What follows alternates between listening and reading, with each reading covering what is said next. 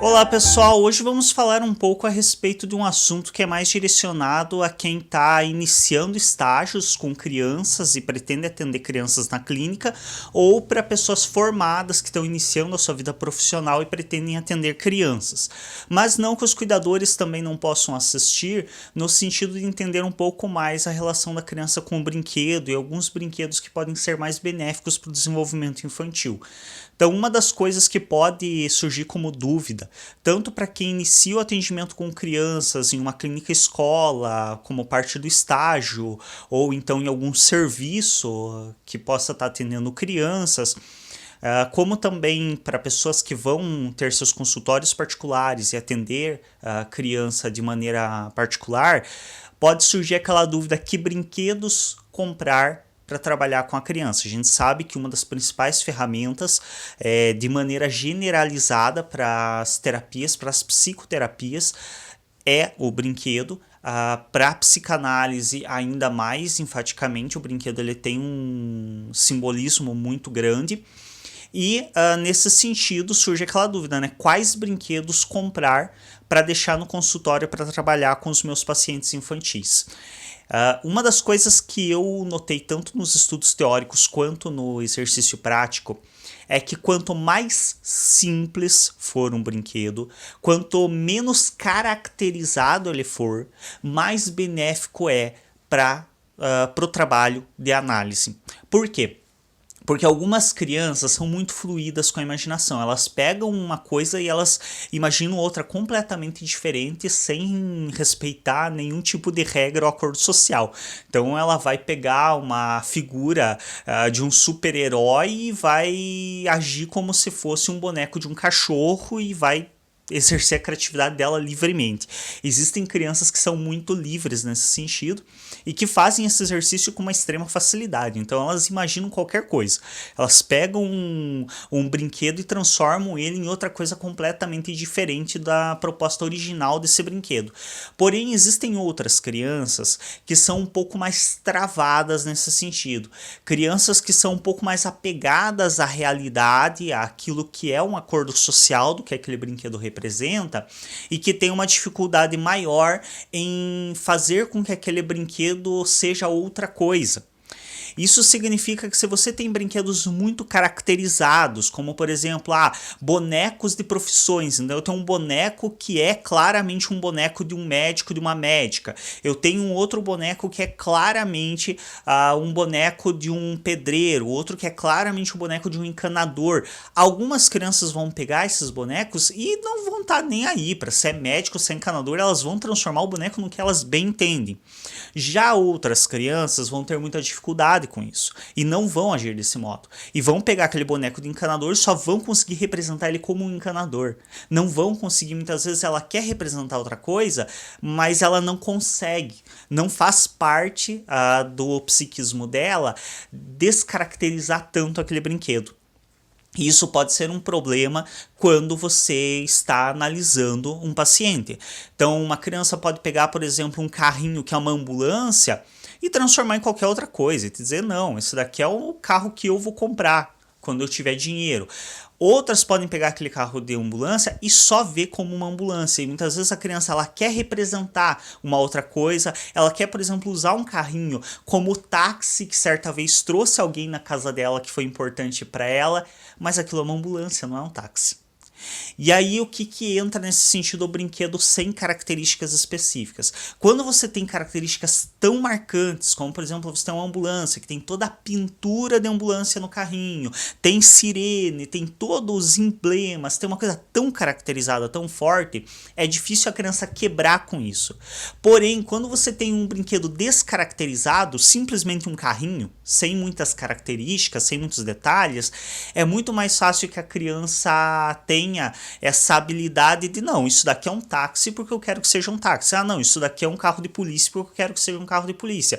Não, isso daqui é o carro do meu pai, esse daqui é o carro da minha mãe.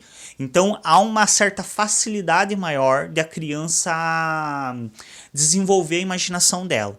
E considerando que as crianças que têm facilidade em imaginar não vão ser prejudicadas em nada com um brinquedo mais descaracterizado e que as crianças que têm dificuldade em imaginar vão sim ser prejudicados com um brinquedo excessivamente caracterizado, isso significa que o não caracterizado não gera nenhum prejuízo e tem maiores benefícios. Então, sempre que você for escolher, tanto para levar para a clínica, para trabalhar com o teu paciente, quanto se você um dia for montar uma brinquedoteca para o teu próprio consultório, e isso também vale para os pais, também para os cuidadores. Quando você vai dar um brinquedo para uma criança, o brinquedo com menos característica, ele tende a exercer uma maior função imaginativa na criança. A criança tende a se atrair mais por brinquedos cheios de detalhes, por brinquedo cheio de pecinha, por brinquedo que acende luz, que faz isso, faz aquilo. Sim, inicialmente a criança tende a se atrair mais por esse tipo de brinquedo, porque eles são projetados com essa função. As empresas de brinquedos são extremamente perversas nesse sentido, e não perversão num sentido negativo, mas perversão no sentido de que eles realmente pervertem toda a lógica social em função do lucro. Então, eles projetam o brinquedo justamente para chamar muito a atenção da criança para que se compre aquele brinquedo. Porém, o que vocês vão ver com facilidade é que as crianças elas tendem a querer muito um brinquedo mais elaborado, mas quando elas ganham esse brinquedo, elas brincam por muito pouco tempo. E aí, inclusive, tem muitos cuidadores que reclamam disso. Nossa, queria tanto o brinquedo, paguei uma fortuna no brinquedo, brincou meia hora e jogou lá no canto, nunca mais pegou.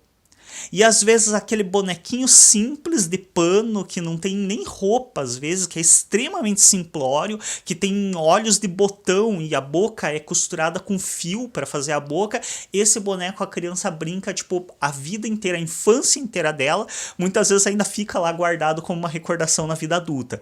Então a gente percebe que a criança ela se sente mais atraída pelo brinquedo mais elaborado, mas ela tende a brincar mais e a exercer mais a sua criatividade com brinquedos mais simples. De preferência, aqueles brinquedos antigos, de madeira, bem simples mesmo. Aqueles brinquedos que não tem nem pintura, aqueles bonecos que vêm com uma roupa bem comum, aqueles bonecos que vêm com bem poucas caracterizações. Isso tende a possibilitar às crianças que elas exerçam mais livremente sua criatividade, que é tudo que nós mais queremos em um ambiente psicoterapêutico. Então, em um ambiente de análise psíquica ou em um ambiente psicopedagógico, o que nós mais queremos é que a criança exerça a criatividade dela. Portanto, é importante que nós façamos a escolha de brinquedos que propiciem e que incentivem ela a exercer essa criatividade. Então, sempre, se você é terapeuta e pretende atender crianças, busque montar a tua brinquedoteca com brinquedos simples, brinquedos comuns, brinquedos que possibilitem a criança inventar qualquer coisa a partir daquele brinquedo. Brinquedos que possibilitem ela sair da limitação desse espaço no qual vocês estão. Brinquedos que possibilitem ela imaginar que elas têm qualquer parte fazendo qualquer coisa, porque é isso que vai trazer conteúdo de análise para você. Se você senta com uma criança com um brinquedo, um jogo, alguma coisa muito engessado, que é só aquilo, que os bonecos estão claramente representados, que se sabe exatamente o que está sendo feito ali, dificilmente você vai conseguir muito conteúdo inusitado para trabalhar com a análise. O que vai acontecer é que essa criança vai brincar conforme o jogo preconiza que seja brincado. Agora, se você entrega para ela algo que não tem tantas regras, uma coisa que não é tão caracterizada, que ela pode brincar de 1000 maneiras diferentes, ela vai te trazer muito conteúdo para análise, porque ela vai escolher a forma como brincar. Não é uma forma pré-determinada pelo fabricante, mas sim uma forma que diz respeito ao psiquismo e à condição dela.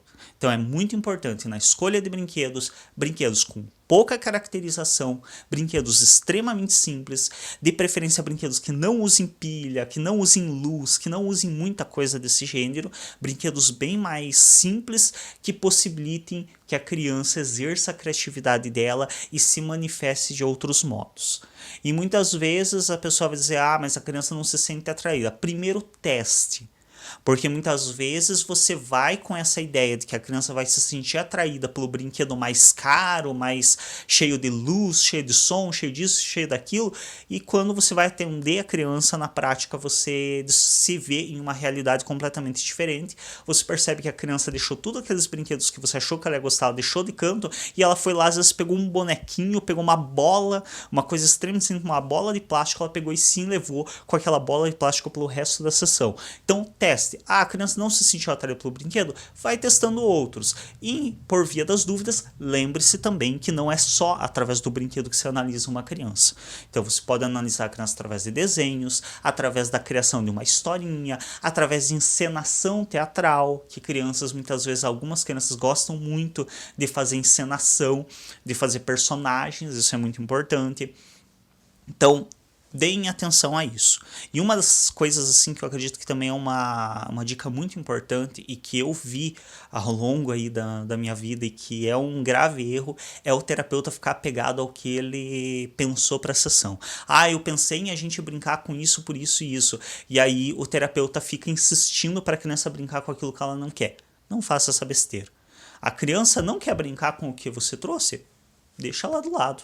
E aí, com o que você quer brincar? Do que a gente vai brincar? Deixa a criança fluir, deixa ela exercer a criatividade dela e analisa a criatividade dela. Não fica preocupado em fazer o que você preconizou para a terapia, até mesmo porque a sessão é do teu paciente, não é sua. É o seu paciente quem determina o que ele vai fazer. E cabe a você analisar o que ele está fazendo e entender. Não ficar forçando ele a fazer uma coisa que ele já demonstrou que não está interessado. É isso. Espero que tenha sido de apreço este conteúdo. Se inscreva no canal se ainda não for inscrito ou inscrito. Clique em gostei nos nossos vídeos. Compartilhe nas redes sociais para mais pessoas terem acesso. E até um próximo vídeo.